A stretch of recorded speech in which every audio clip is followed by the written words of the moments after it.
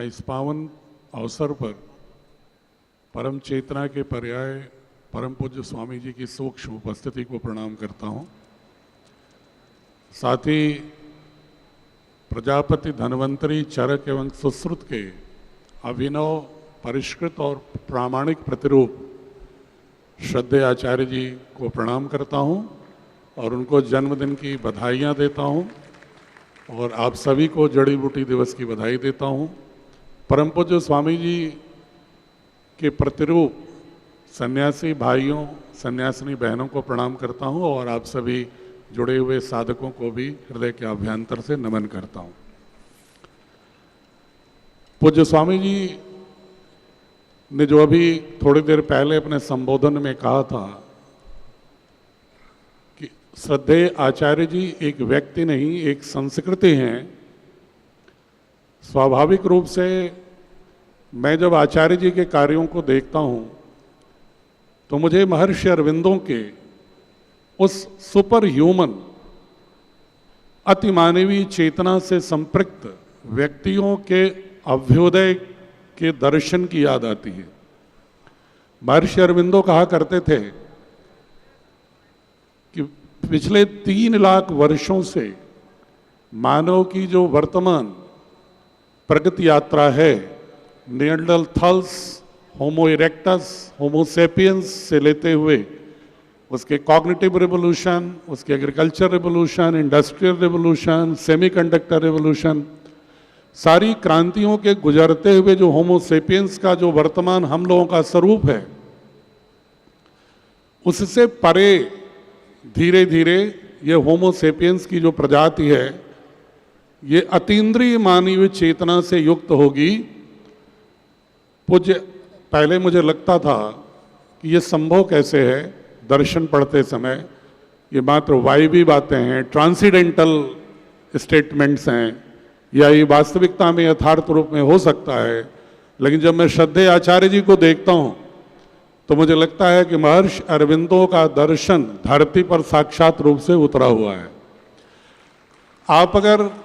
श्रद्धेय आचार्य जी के कार्यों को देखें तो बहुत सारे लोग किसी के व्यक्तित्व की व्याख्या करते समय कहते हैं कि बहुआयामी व्यक्तित्व के धनी है। जब मैं आचार्य जी को देखता हूं तो मैं कहता हूं कि सर्व आयामी, सर्वव्यापी, सर्वसमावेशी व्यक्तित्व के धनी है। शायद ही कोई ऐसा आयाम हो जिससे श्रद्धेय आचार्य जी के प्रतिभा से, उनके सामर्थ्य से, उनकी दक्षता से अस्पृश्य क्षेत्र हो, चाहे आयुर्वेद का क्षेत्र हो, योग अनुसंधान का क्षेत्र हो, वनस्पतियों के तो मैं उन्हें कहता हूँ औषधियों और वनस्पतियों के देवता हैं श्रद्धेय आचार्य जी, चाहे सर्जना का क्षेत्र हो, सर्जना के ईश्वर हैं, अनुसंधान के महापुरुष हैं, और कृषि हो, सूचना प्रौद्योगिकी हो, या आप सभी को कुछ दिनों के बाद पता चलेगा कि श्रद्धेय आचार्य जी मात्र टॉप 2% स्टैनफोर्ड की जो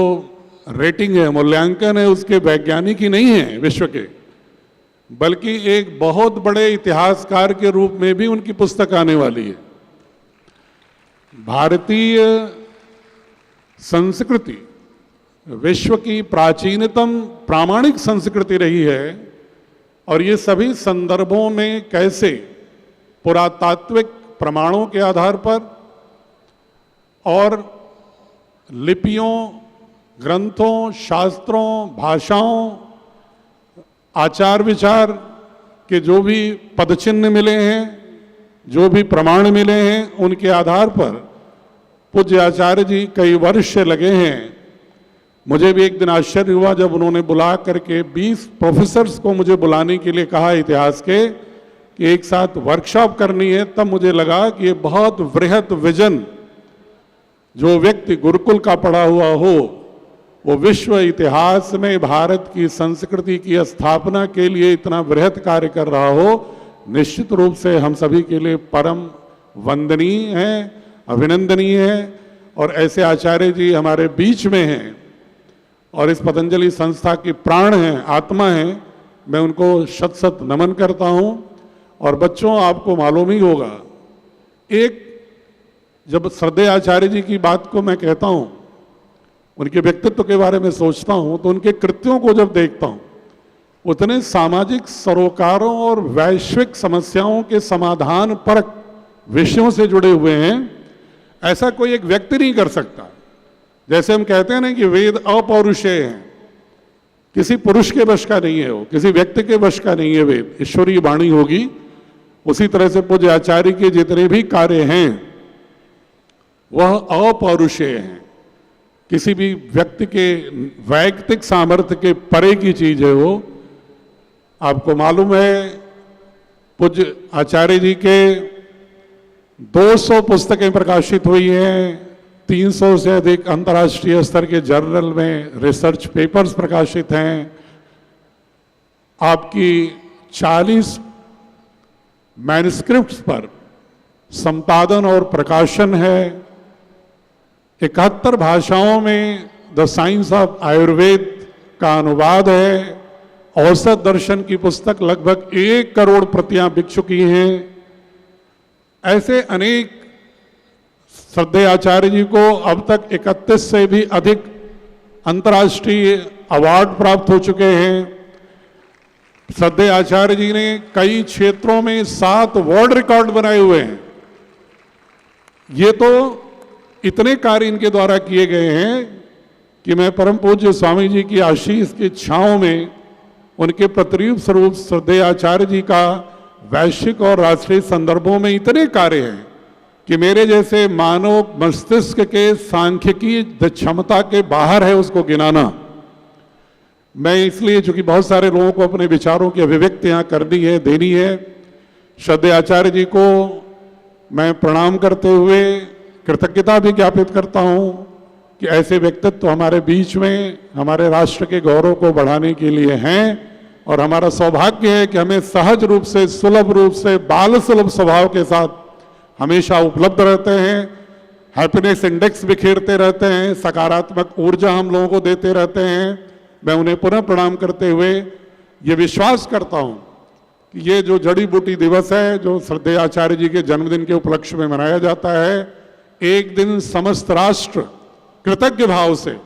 श्रद्धेय आचार्य जी के जन्मदिन को ऐतिहासिक रूप से मनाता रहेगा, ये मेरा परम विश्वास है। इसी के साथ पुनः, वैसे तो कद में, आध्यात्मिकता में मुझसे बहुत बड़े हैं, लेकिन मैं चूंकि उम्र में उनसे बड़ा हूं, इसलिए मैं इस उनके जन्मदिन के अवसर पर ईश्वर से याचना भी करता हूं आशीष स्वरूप कि पूज्य आचार्य जी का रथ यश का, प्रगति का और बहुआयामी कार्यों का, विविधताओं का इसी तरह से सूर्य रश्मि रथ की तरह बढ़ता रहे। आप सभी को बहुत बहुत धन्यवाद।